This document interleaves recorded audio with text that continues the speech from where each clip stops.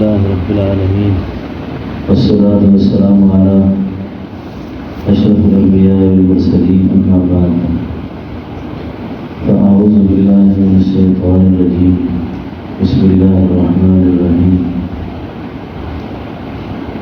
يا أيها الذين آمنوا استعينوا بالصبر والصلاة إن الله مع الصابرين وقال تعالى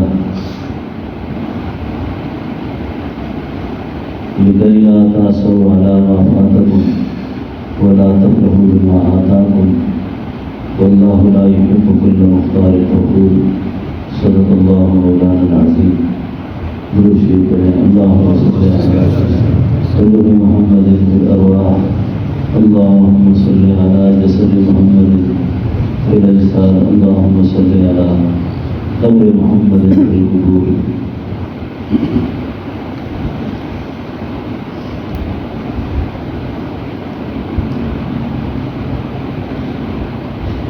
اللہ جل شانہ نے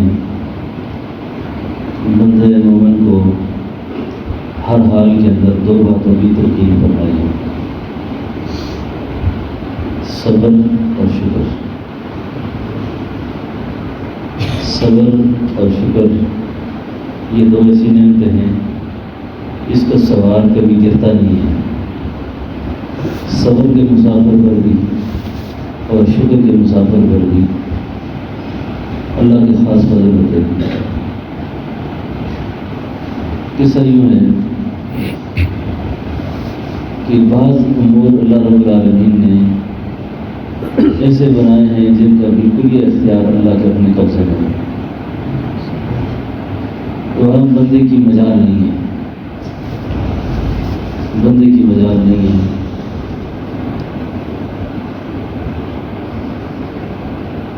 غالباً کسی بزرگ کا شعر ہے، جہاں پر فکر کی پرواز بھی دم توڑ گئی، جہاں پر فکر کی پرواز بھی دم توڑ گئی ہے تیرے علم کا فیضان وہاں سے آ گیا۔ جہاں پر فکر کی پرواز بھی دم توڑ گئی ہے تیرے علم کا فیضان وہاں سے آ گیا۔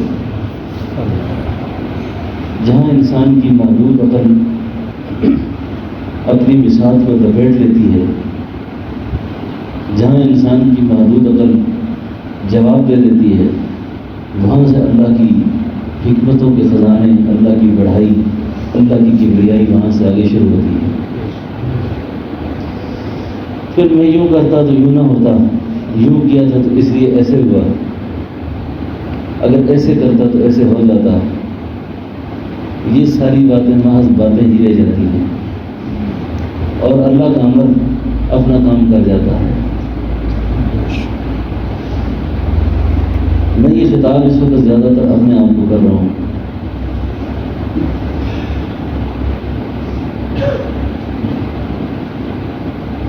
میں کل سوچ رہا تھا کہ دو بھائیوں کی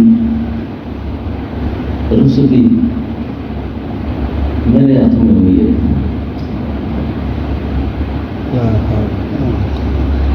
دونوں کو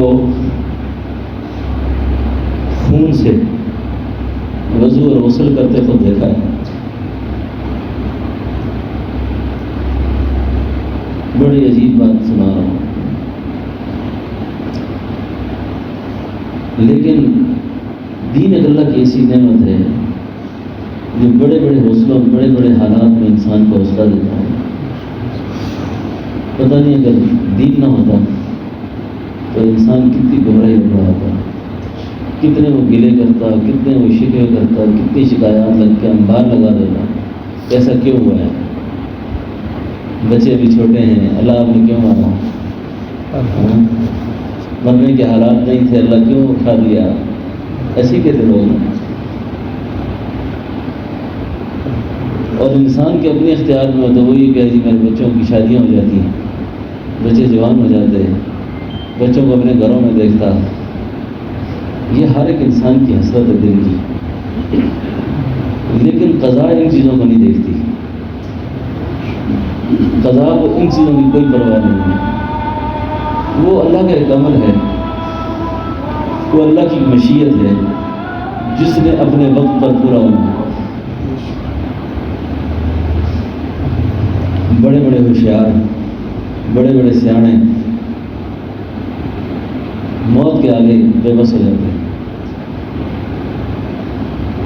اور کہتے ہیں کہ میری یہ لمحے کی غلطی،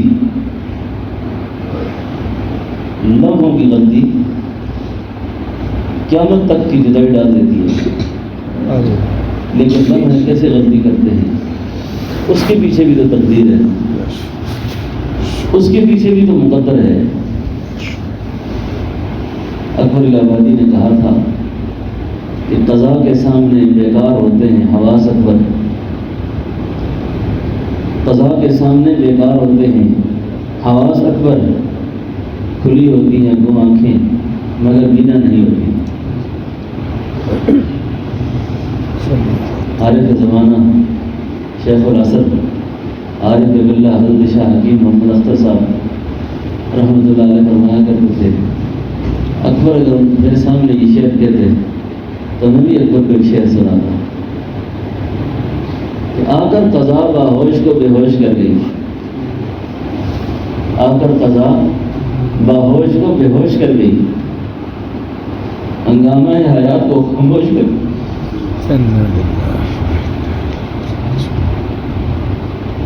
بالکل 100% عقل آدمی کی کام کر رہی ہوتی ہے. اگلے لمحے کیا ہو گیا؟ مدتوں سے یہ شعر پڑھتے سنے آئے تھے کہ آگاہ اپنی موت سے کوئی بشر نہیں، ساواں 100 برس کا پل کی خبر نہیں.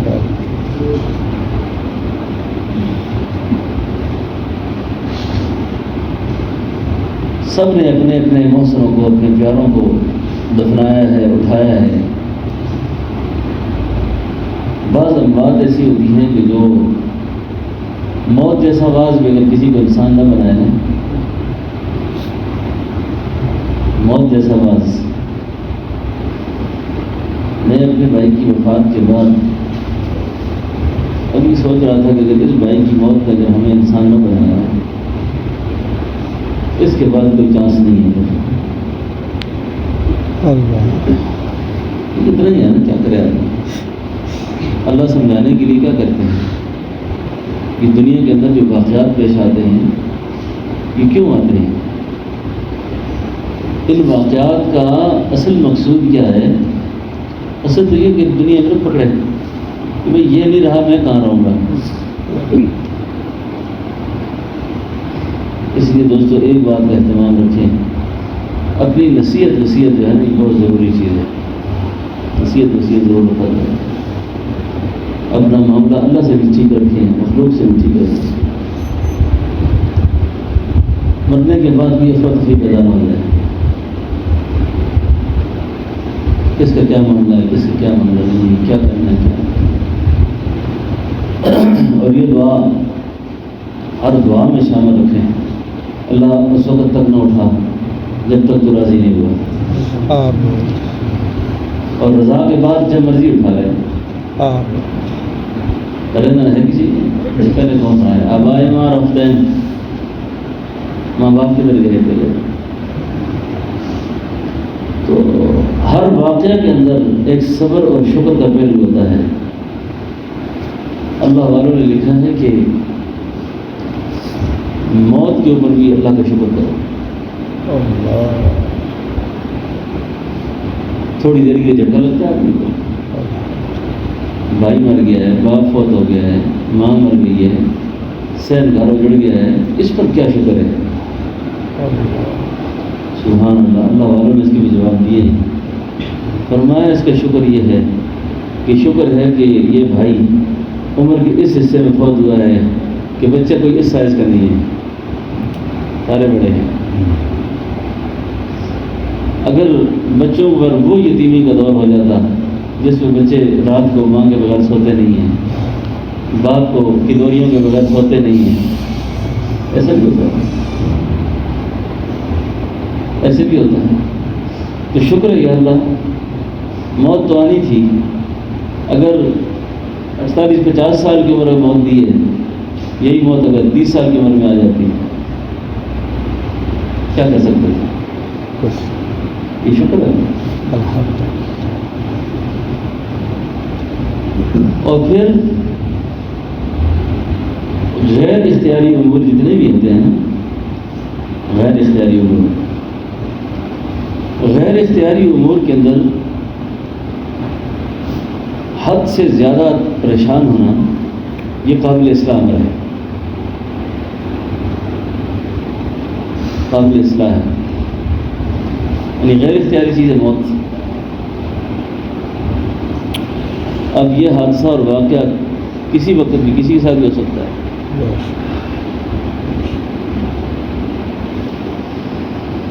اس لیے تو حالات اور واقعات پر شکر بھی کرے اور ساتھ صبر بھی کرے. اور واویلا کرنا، پیٹنا، چیخنا، چلانا یہ اللہ کو پسند نہیں ہے.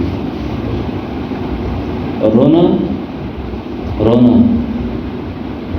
رسول اللہ صلی اللہ علیہ وسلم اپنے 18 مہینے کی لخت جگر کو گود میں اٹھائے ہوئے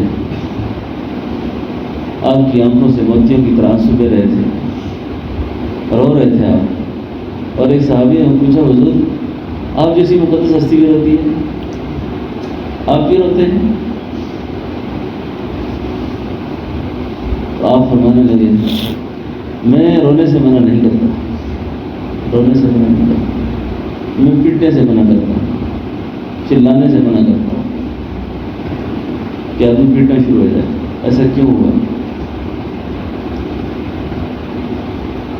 ہوا؟ ایکسیڈنٹ کی موت ہو، پیٹ کی بیماری ہو، یہ شہادت کی موت ہے. اور شہادت کسی بھی مومن کی تمنا ہوتی ہے. اور حدیث میں آتا ہے کہ جہاد کا جو مسئلہ ہے نا، جہاد کا کہ بعض لوگوں کو اللہ تعالیٰ قیامت والے دن ایسے مقامات سے سرفراز کریں گے جو مقام خالص شہداء کے لیے رکھیں گے، خالص شہداء کے لیے. تو یہ دنیا میں جو حادثاتی موت سے جو لوگ مر جاتے ہیں اللہ ان کو وہ مقام دینا چاہتے ہیں تاکہ شہید گلہ نہ کریں. ہم تو خون بہا کر آئے، آپ نے اس شخص کو بھی وہی مقام دیا جو ہمیں دیا. اللہ رب العالمین بعض اوقات مقام دینا چاہتے ہیں، نوازنا چاہتے ہیں. اس نوازنے کے لیے یہ تکلیف اور پریشانیاں ہم دیکھتے ہیں. جس بندہ اپنے پاس بلا رہے ہیں وہ نہیں دیکھتا ہے. ہمارے سامنے خون میں لت پت ہو گیا آدمی، ہمارے سامنے یہ سارے کیسے ہوتے ہیں. لیکن مرنے والا جو ہے ایمان کی حالت میں جو شخص رخصت ہوتا ہے اس کے لیے کوئی مسئلہ نہیں ہوتا، اس کے لیے کوئی پریشانی نہیں ہوتی. یہ سارے غم، ساری پریشانیاں، ساری آزمائشیں، سارے ابتلا یہ بچوں کے لیے، بھائیوں کے لیے، اولاد کے لیے رہ جاتے ہیں. ان کو پھر امتحان اس پر ہوتا ہے اب وہ کیا کرتے ہیں، اب وہ کیا کریں گے. اللہ اکبر. اب وہ پیچھے کیا معاملہ کرتے ہیں. اللہ رب العالمین صبر کی تلقین بہت کرتے ہیں، صبر کی. اور صبر کے انعام پر معیت ملتی ہے، معیت اللہ کی معیت نصیب ہوتی ہے. ان اللہ مع الصابرین. نمازی کو نہیں کہا میں تیرے ساتھ ہوں، روزہ دار کو نہیں کہا، صبر کو کہا ہے میں تیرے ساتھ ہوں.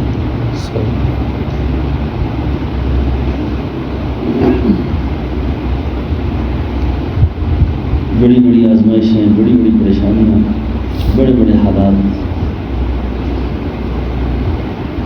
جان پر اگر آ جائے نا جی، اس کو آزمائش انفس کہتے ہیں. نفس کی آزمائش، جان کی آزمائش. ہمارے حضرت جی صاحب رحمۃ اللہ علیہ کہا کرتے تھے کہ کبھی دعا میں یہ نہ کہا کریں کہ اللہ مجھ پر آزمائش نہ آئے. بلکہ یوں کہیں کہ اللہ ایسی آزمائش لاؤ جو آئے گزر جائے پتہ نہ چلے. قادر ہے نا آپ اس میں. باقی بھائی بات اس طرح ہے کہ دنیا واقعتاً ایک بہت بڑے صدمے کا نام ہے، ایک بڑے حادثے کا نام ہے. کون جیتا ہے، اگلے لمحے کیا ہوتا ہے کچھ پتہ نہیں. لیکن سعادت مند شخص، سعادت مند جن لوگوں میں، جس آدمی نے زندگی گزاری ہوتی ہے نا، وہ اس کی زندگی کی گواہی اچھے طریقے سے دے سکتے ہیں. میں نے جنازے کے موقع پر، کیونکہ جہاں بھائی رہتے تھے دفن ہوئے، وہاں میرے والد صاحب تقریباً ہم 60 سال کے وہاں کے امام ہیں. 60 سال سے والد صاحب آئے تھے. تو میں نے وہاں دوستوں سے اعلان میں کہا، میں پورے یقین سے بات کہتا ہوں کہ جب سے میرے بھائی اس گاؤں میں استاد ہیں، سینکڑوں شاگرد ہیں ان کے یہاں پر، کوئی آدمی یہ نہیں کہہ سکے کہ کبھی نے کسی بد اخلاقی کی ہو.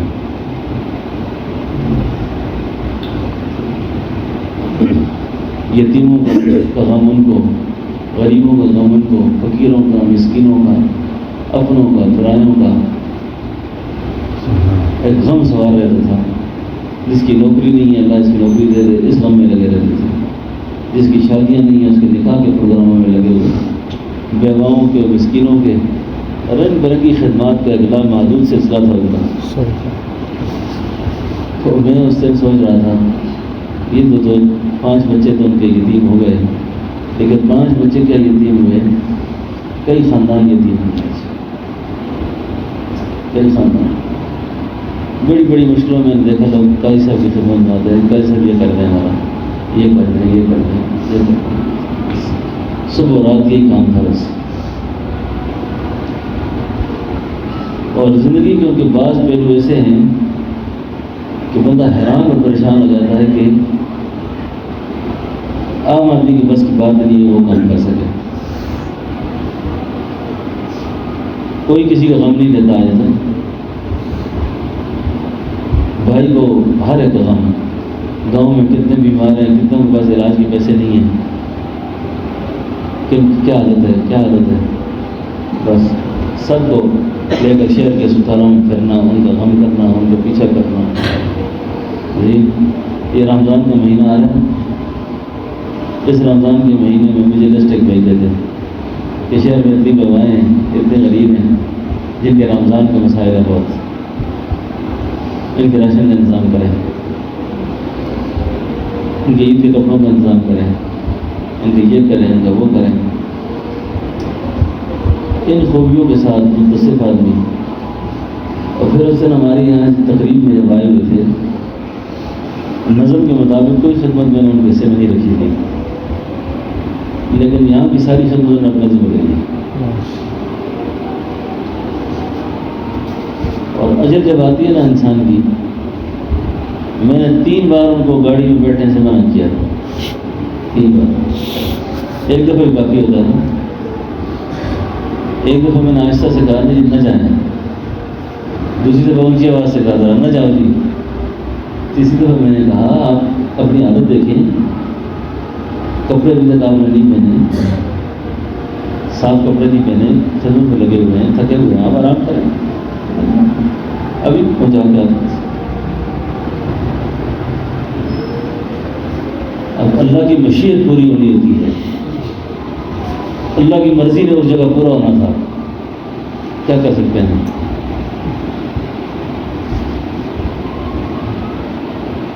بہرحال جن کو اللہ نے بھائی دیے ہیں، بھائیوں کی قدر کرنی چاہیے، بھائیوں کی قدر کرنی چاہیے. ہماری ہندو زبان کی ایک مثل ہے،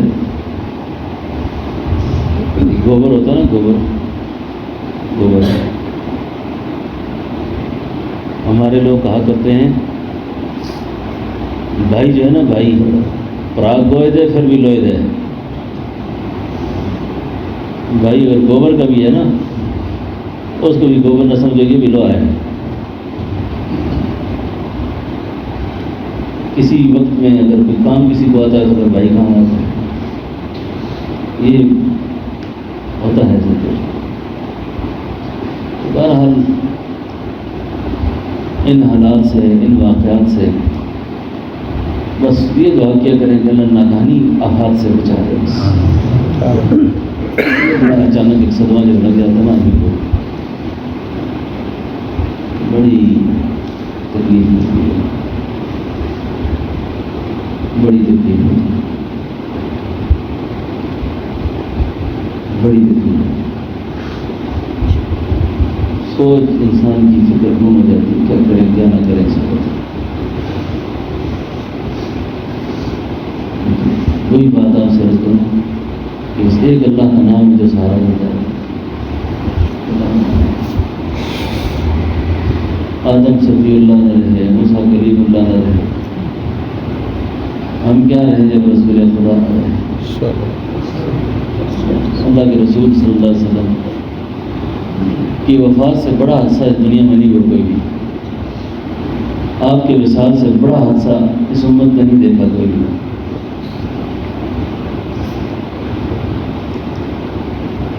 ایسا حادثہ، اتنی فضا سوگوار تھی کہ کوئی کسی سے بات نہیں کر رہا تھا۔ سیدنا عمر تو یہاں تک تیار ہو گئے کہ خدا جب کسی نے میرے سامنے آ کر یہ جرأت کی کہ رسول اللہ فوت ہو گئے تو میں اس کی گردن کاٹ دوں، کسی میں اگر یہ ضرورت ہے تو سیدنا ابوبکر صدیق رضی اللہ عنہ نے بڑا بلیغ خطبہ ہے کتابوں میں، بڑا ایک جامع خطبہ ہے جو انہوں نے کھڑے ہو کے ارشاد فرمایا۔ ہر غم کے موقع پر نہیں جی، ہر دور کے اندر ساری اگر رونے والے ہوں اس کام میں چلتے تھے۔ اللہ نے کوئی نہ کوئی استقامت کا کارڈ رکھا ہوتا ہے جو رونے والوں کے ساتھ رو تو لیتا ہے لیکن اپنے غم کو اندر چھپانے کی پوری کوشش کرتا ہے۔ اگر سارے اس طرح ہو جائیں تو پھر نظام کیسے چلے؟ میں نے ایک بزرگ کو غم کے موقع پر دیکھا تھا کہ جب ان کے سامنے نام آتا تھا ان کے بیٹے کا تو اپنے دانتوں کو ہونٹوں کو چبا لیتے تھے، ہونٹوں کو چبا لیتے، ضبط کرتے ضبط۔ تو سیدنا ابوبکر صدیق کا ضبط بھی اس نے دیکھنے والا تھا، دیکھنے والا تھا۔ ان کے خطبے کے بعد بہت حوصلہ ہو گیا صحابہ کو، بہت حوصلہ ہو گیا۔ بہرحال صاحب کو جانا سب نے رونا نہیں کسی نے۔ 40 سال کی عمر ہو گئی نا، اس کے بعد زندگی اصل سے مغرب ہے۔ میں یہ جملہ بہت دفعہ دہرا چکا ہوں کہ بزرگوں نے لکھا ہے کہ 40 سال کی عمر کے بعد بندے کو اپنا دل کالا نہیں کرنا چاہیے، ارم توب نہیں کرنی چاہیے، کوئی ایسا غلط کام نہیں کرنا چاہیے۔ 40 سال سے پہلے کوئی مستثنا نہیں ہے کہ آدمی 40 سال سے پہلے جو مرضی کرے، لیکن کم از کم اب تو ہوش ہونا چاہیے۔ اور 40 سال کی عمر میں اور پھر بزرگوں نے لکھا ہے کہ جب سفیدی پھرنا شروع ہو جائے، داڑھی میں سفیدی آنا شروع ہو جائے، پھر تو پوری کوشش کرے کہ دل کالا نہ کرے، دل کالا نہ کرے۔ اب میرے کوچ کا وقت ہے، اب قیام کا وقت کم رہ گیا ہے، آنے والا وقت بہت تھوڑا رہ گیا ہے، تو میں اس کی فکر تو جیسے حضرت نے ارشاد فرمایا الا بذکر اللہ تطمئن القلوب۔ میں آپ کو بڑی عجیب بات سناؤں، جس رات بھائی کو دفن کیا نا، اس دن جو میں نے فجر کا مراقبہ کیا، ایسا مراقبہ میں نے زندگی میں کم کیا ہے، ایسا مراقبہ، ایسا ذکر اس سے پہلے کبھی شاید ایسا کسی نہیں ہے، کیونکہ اللہ فرماتا ہے میں ٹوٹے دل میں ہوں، میں ٹوٹے ہوئے دل میں ہوں، میں ٹوٹے ہوئے دل میں ہوں۔ مجھے اگر تلاش کرنا ہو تو اس ٹوٹے دلوں میں ڈھونڈو مجھے، میں اس دل میں مل جاؤں گا۔ تو پھر ذکر کا لطف، ذکر کا مزہ، اور یقین ہے نا یہ اللہ کی معرفت جو ہے نا، اللہ کی پہچان صحیح معنوں میں اگر نصیب ہو نا، صحیح معنوں میں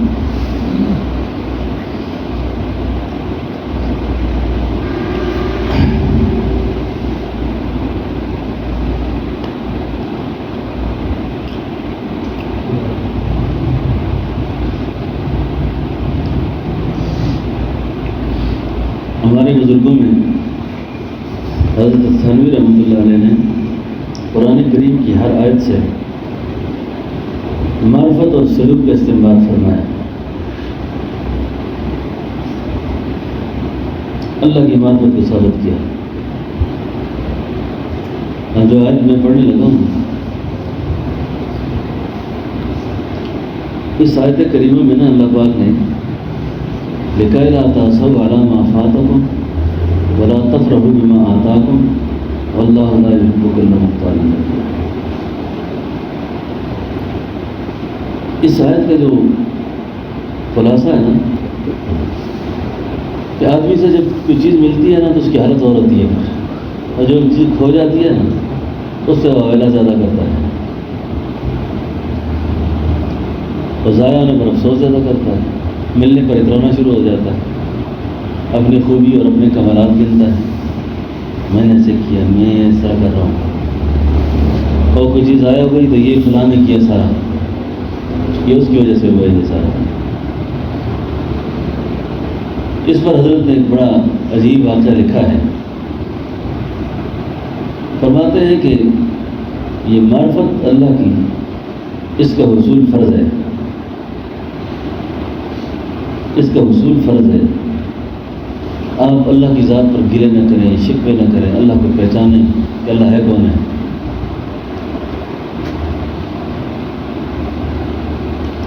کہتے ہیں کہ ایک آدمی صاحب معرفت تھا اور ایک صاحب معرفت نہیں تھا، دو دوست تھے، ایک کو اللہ کی پہچان نصیب ہے اور ایک کو نہیں ہے۔ دونوں کو اللہ نے ایک ایک بیٹا دیا، دونوں ایک زمانے میں ایک بیماری میں مبتلا ہو گئے، دونوں کو ایک ہی علاج ہوا، لیکن دونوں مر گئے۔ اب ایک کا باپ صاحب معرفت ہے، صاحب یقین ہے، اور دوسرے کا نہیں ہے۔ اب جو صاحب معرفت ہے نا، اس کے پاس ایک آدمی آتا ہے اور آ کر کہتا ہے اگر آپ کے بیٹے کا علاج ڈاکٹر اچھا کرتے نا تو بیٹا آپ کا بچ جاتا۔ اور دوسرے سے بھی آ کر یہی بات کی کہ آپ کے بیٹے کا علاج صحیح نہیں ہوا، اگر صحیح ہوتا تو یہ بچ جاتا۔ اب جو صاحب معرفت ہے اس نے تھوڑی دیر کے لیے آنکھیں بند کی، اپنے دل کی طرف متوجہ ہوا، سر اٹھایا تو کہنے لگا بھائی یہ بھی تو آخر اللہ کی مرضی تھی نا، یہ بھی اللہ کی مرضی تھی۔ اب جو دوسرا تھا اس سے جب یہ بات کی نا، اس نے کہا بات تو آپ کی ٹھیک ہے، بالکل ڈاکٹر کے خلاف پرچہ ہونا چاہیے، یہ سب ڈاکٹروں کی غفلت سے ہوا ہے۔ فرمایا ایک کا بیٹا مر گیا، اس کا اضطراب نہیں، اس کو بے چینی نہیں، اس کو کیونکہ اس کو معرفت نصیب ہے۔ اب دوسرے کا بیٹا بھی مر گیا، اس کا اضطراب بھی بڑھ گیا، بے چینی بڑھ گیا۔ اس لیے اللہ کی پہچان بڑی ضروری ہے۔ بالقدر خیرہ و شرہ من اللہ تعالی، جس کے لیے بزرگوں نے لکھا ہے کہ بندے کو سبب صحیح اختیار کرنا چاہیے، غلط سبب اختیار کر کے اچھے نتیجے کی امید نہ کرے،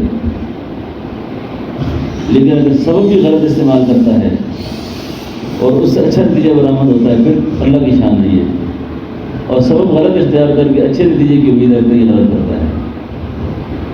بندے کو سبب صحیح اختیار کرنا چاہیے، نتیجہ اللہ کی ذات پہ چھوڑنا چاہیے۔ بات سمجھ رہے ہیں میری؟ غلط سبب اختیار نہیں کرنا چاہیے۔ ہم اچھے سبب کے مکلف ہیں، نتیجے کے مکلف نہیں ہیں۔ تو باقی انسان جو رو رہا ہے وہ رو چکے گا، جو ہنس رہا ہے وہ ہنس چکے گا، سکون دل سے خدا خدا جو ہو رہا ہے وہ ہو چکے گا۔ اللہ اللہ کا جو ہونا ہے وہ ہوگا۔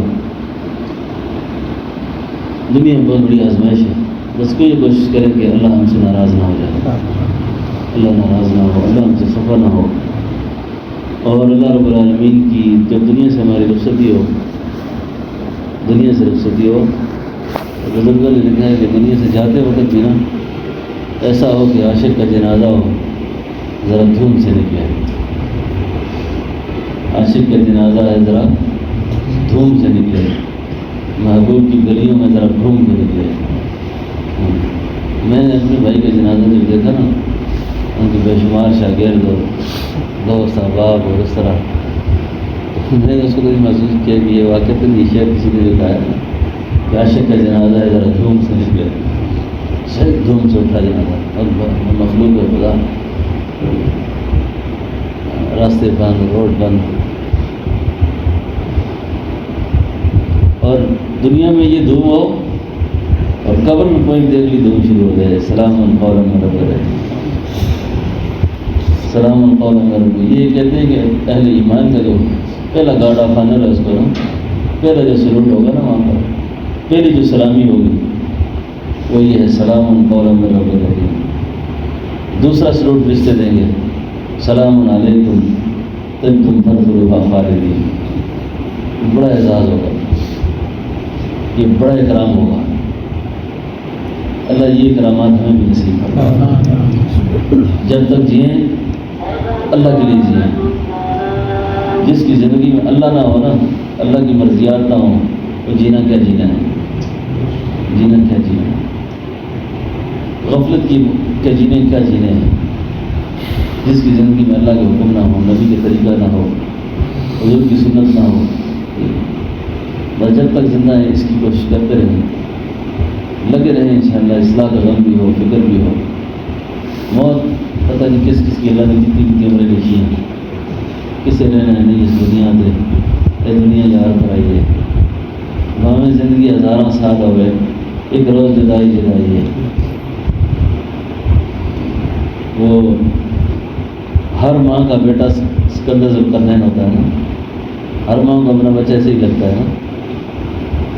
کتابوں میں لکھا ہے حکایات میں کہ سلطان سکندر ذوالقرنین کی ماں جب اس کی قبر میں جاتی تھی نا تو آواز دے کے کہتی تھی سلطان کدھر ہو، سکندر کدھر ہو۔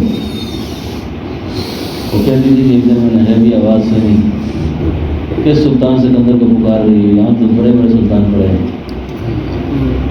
تو بے شمار سلطان ہیں۔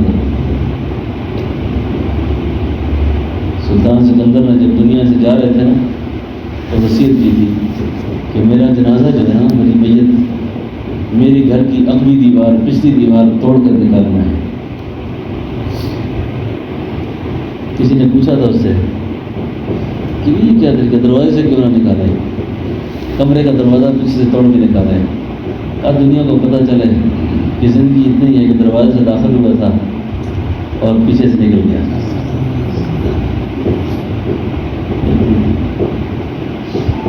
حضرت نوح علیہ السلام جب ملک الموت آئے تھے آخری وقت، تو نوح علیہ السلام کی روح مبارک کو جو قبض کیا جا رہا تھا، حکایات واقعات کی کتابوں میں لکھا ہے کہ نوح علیہ السلام سے پوچھا، اور اللہ کے پیغمبر اتنا زمانہ گزارا، کوئی گھر ور نہیں بنایا آپ نے، کوئی مکان کوٹھی تیار نہیں کی،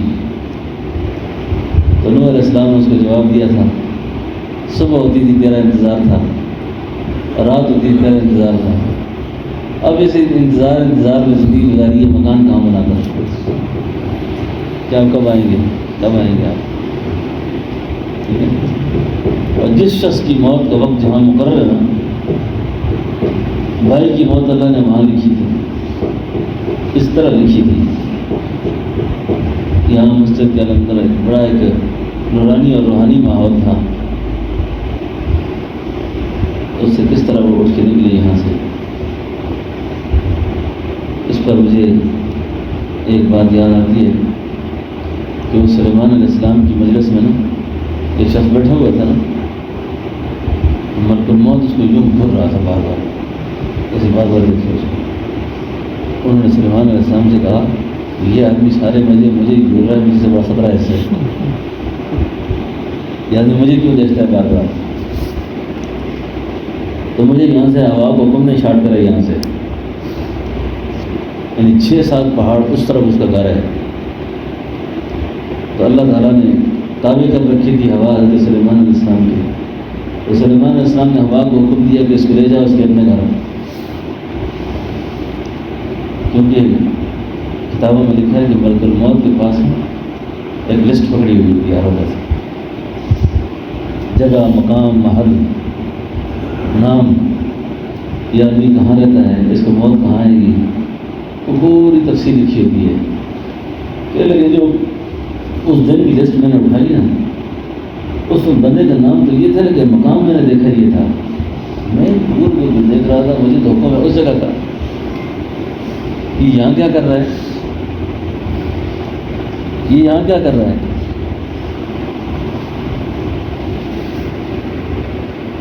تو میں نے جا کر موت کا جب وقت آیا تو میں نے دیکھا اس کو کہ اسی مقام پر تھا جہاں میں نے اس کی روح لینی تھی۔ بہرحال حضرت کی موجودگی میں نے بڑی ضرورت کی ہے محدث کے سامنے، مفسر عالم کے سامنے گفتگو کرنا ذرا تھوڑا سا صبر آزما کام ہوتا ہے۔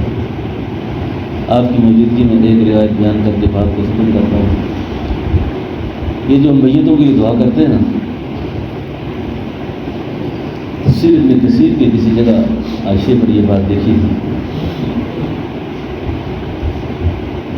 میت کے لیے جو دعا کی جاتی ہے نا کہ اللہ میتوں کو بخش دے، تو فرمایا میت بھی اس کے لیے دعا کرتی ہے، اس کے لیے دعا کرتے ہیں نا۔ یہ آج بڑی عجیب سی بات، شاید آپ نے اس سے پہلے یہ بات نہ سنی۔ جب مرنے والوں کے حق میں ہم دعا کرتے ہیں نا اللہ اس کو بخش دے، تو مرنے والا بھی دعا کرتا ہے، لیکن ہماری دعا میں اس کی دعا میں فرق ہے۔ وہ ہمارے لیے پتہ کیا دعا کرتا ہے، جب سمجھ آئے تو پھر سبحان اللہ کہنا، مجھے پتہ چلے کہ آپ سمجھ گئے۔ ہم نے کہا اللہ اس مردے کو بخش دے، اس میت کو بخش دے، یہ دعا کر دی نا۔ اب جب یہ دعا اور اصحال ثواب اس کو پہنچتا ہے نا، وہ آگے سے جواب میں کہتا ہے میرے اللہ اس شخص کو اس وقت تک گیان نہ بتا جب تک تو اس سے راضی نہ ہو جائے۔ سبحان اللہ۔ اللہ اس کو اس وقت تک گیان نہ لا جب تک تو اس سے، اللہ اکبر، کتنی بڑی دعا ہے یہ۔ رضا کے بعد چلے جانا، پھر دنیا میں کیا کرنا ہے، پھر یہاں کیا کرنا ہے، یہاں تو ایک غم نہیں، دوسرا نہیں، دوسرا پریشانی نہیں، تیسری، وہاں تو جا کے بندہ پھر آرام سے سوتا ہے۔ آئے اشاق گئے وعدہ فردہ لے کر، آئے اشاق گئے وعدہ فردہ لے کر، اب ڈھونڈ میں چراغ رفیق زیبا لے کر۔ اور اپنے بھائی کی زندگی جو میرے سامنے تھی نا، اس کو بھی میں ایک شعر میں دو دن سے میں سوچ رہا ہوں کہ اس شعر کا مصداق تو ہوا نہیں۔ میر تقی میر کا شعر ہے یہ،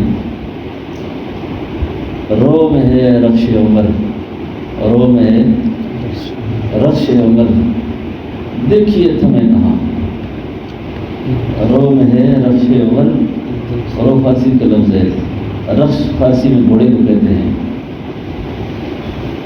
زندگی کا گھوڑا سر پٹ دوڑ رہا ہے، زندگی کا گھوڑا سر پٹ دوڑ رہا ہے، رو میں ہے رخش عمر، دیکھیے تمہیں کہاں۔ یہ زندگی کا گھوڑا جو سر پٹ دوڑ رہا ہے، پتہ نہیں یہ کہاں جا کے رکے گا۔ صبح نکلے ادھر جانا ہے، ادھر جانا ہے، یہ کرنا ہے، وہ کرنا ہے، یہ دینا ہے، وہ دینا ہے، اس کو ملنا ہے، اس کی تعزیت کرنی ہے، اس کا جنازہ پڑھنا ہے۔ رو میں ہے رخش عمر، دیکھیے تھمے کہاں، نئے باغ ہاتھ میں نہ پائے رکاب میں، نئے باغ ہاتھ میں نہ پائے رکاب میں۔ اس گھوڑے کی نہ تو رکاب میرے پاس پکڑی ہوئی ہے، نہ میرے پیر اس کے۔ یہ زندگی کا گھوڑا ہے، سر پٹ دوڑ رہا ہے سب کا۔ بس پوری کوشش کریں صبح سے لے کے رات تک، صبح سے لے کے رات تک کسی کو دکھی نہ کریں، کسی سے بددعا نہ لیں، کسی سے بددعا نہ لیں، کسی کو پریشان نہ کریں۔ یہ بھی آپ کے لیے بہت بڑی نعمت ہے کہ آپ کسی کو پریشان نہ کریں۔ مولانا طارق جمیل صاحب کے پاس جب بیٹھے ہوئے تھے وہ کہنے لگے یہ بھی بہت بڑی دعوت ہے کہ آپ کسی کے پاس بیٹھیں اور اس کو آپ کی وجہ سے تکلیف نہ ہو، آپ کی وجہ سے اس کو تکلیف نہ ہو۔ آپ کسی کو پریشان نہ کریں، آپ کسی کو دکھی نہ کریں، کسی کو غمگین نہ کریں۔ جہاں تک خیر ہو سکے کسی کو پہنچانے میں، خیر پہنچا سکتے ہو تو خیر پہنچانے کے لیے آخری حد تک جائیں، جہاں تک جا سکتا ہے، جہاں تک خیر پہنچانے میں جا سکے وہاں تک جائے۔ مرنے کے بعد یہ کوئی صدقہ جاریہ ہے۔ اور دوسری بات میں عرض کروں، مرنے کے بعد نہ جی اپنی اولاد سے کوئی امید نہ رکھیں، پیچھے رہنے والوں سے کوئی امید نہ کریں۔ آپ جو کچھ کر سکتے ہیں خود کر لیں بس۔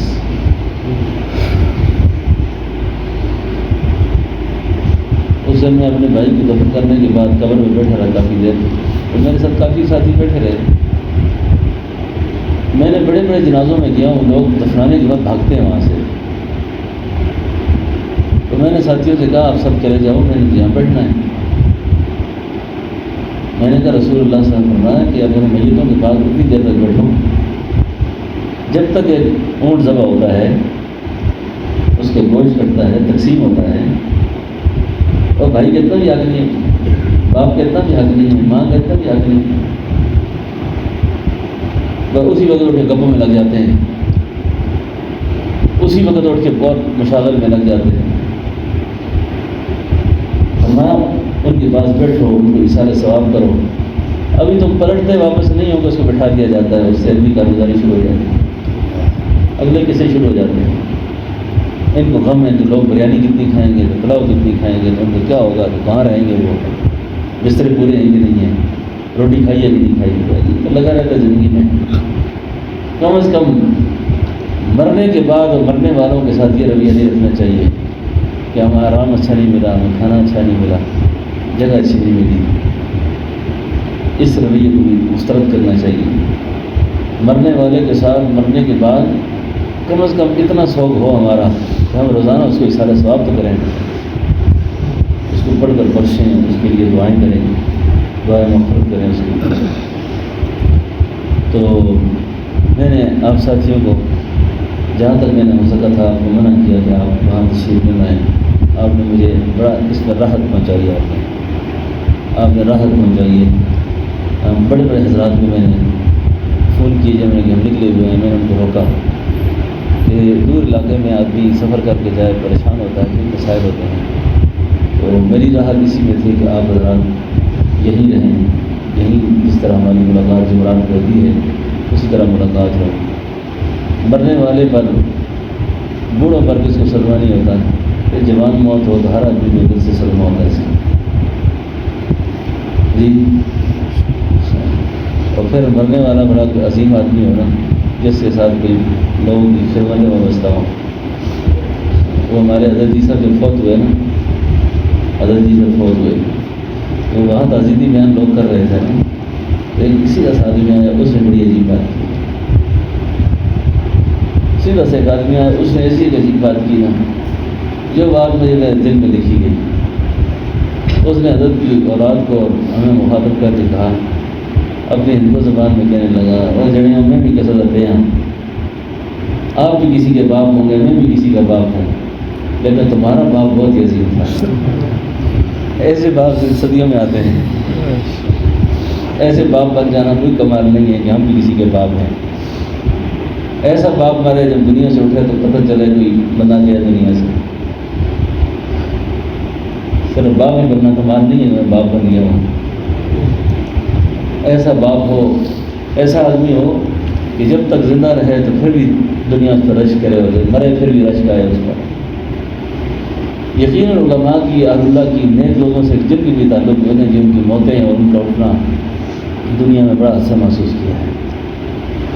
بڑے بڑے حادثے محسوس کیے، ورنہ ہم نے دیکھے ہیں بڑے بڑے لوگ بڑے بڑے دنیاوی عہدوں پر فائز، جنازے میں چند لوگ بھی نہیں ہوتے، غسل دینے والا بھی کوئی نہیں ہوتا، کفن دفن کے لیے بھی کرائے پہ لوگ لائے جاتے ہیں۔ یہ اللہ کے دین کی برکات ہوتی ہیں، اللہ کے نام کی برکت ہوتی ہے، اللہ کے نام کی نسبت ہوتی ہے کہ کسی مخلوق کا خدا آتی ہے۔ بہرحال اللہ رب العالمین ہم سب کو موت کی تیاری نصیب فرمائے، قبر حشر کی تیاری نصیب فرمائے۔ رمضان کا مہینہ بہت قریب ہے، بس اس رمضان کے مہینے میں پوری کوشش کریں کہ رمضان کے شروع ہونے سے پہلے ہی پہلے ہو سکے تو اپنے معاملات سمیٹ لیں سارے، اور رمضان کم از کم اللہ کے گھر میں گزرے، بس نماز اعمال میں گزرے تو زیادہ اچھا ہے۔ دنیا کے دندوں میں، دنیا کے کاموں سے کبھی فرصت نہیں ہوگی کسی کو بھی۔ یہ ایک دلدل ہے دنیا، جتنا آگے جائے گا پھنستا جائے گا۔ ایک تو رمضان کو فارغ کریں، دوسری بات یہ ہے کہ جو لوگ صاحب نصاب میں زکوٰۃ ادا کرنے والے ہیں وہ اپنی زکوٰۃ رمضان سے پہلے ادا کریں، اور جن کی زکوٰۃ نہیں ہے لیکن ان کے پاس اتنے پیسے ہیں کہ وہ رمضان اپنا اچھا گزار سکتے ہیں، ان کے لیے یہ ہے کہ وہ بھی اپنے غریب بہن بھائیوں کو، رشتہ داروں کو، احباب کو، مدارس کے طلباء کو، ایسے لوگوں کو، تاکہ رمضان مبارک کے اندر ان کی فکر متاثر نہ ہو، فکری طور پہ یکسو ہوں، وہ اپنے معمولات آرام سے کر سکیں۔ ورنہ غریب آدمی جیب میں پیسہ بھی نہ ہو، روزہ بھی ہے، ایک پریشانی ہے، دوسری پریشانی ہے، کم از کم جن کو اللہ نے مال دیا ہے وہ لوگ ان کے لیے حوصلہ بنے اور سہارا بنے، اپنے بہن بھائیوں کو، رشتہ داروں کو، اقارب کو، مسکینوں کو، غریبوں کو اس موقع پر ضرور یاد کریں اور اپنے حصے سے پڑھ کر ادا کریں۔ اللہ نے جیسے ہمیں حساب دیا ہے تو ہمیں بھی اللہ کے ساتھ حساب نہیں کرنا چاہیے، ٹھیک ہے نا جی۔ اور میں اکثر ساتھی کو کہتا رہتا ہوں کہ حضور کی اخلاق اور حضور کی سنت میں کبھی اس سنت کو بھی زندہ کر لیا کریں کہ آقا سے کوئی شخص قرض مانگتا تھا نا تو آپ نے کبھی انکار نہیں کیا،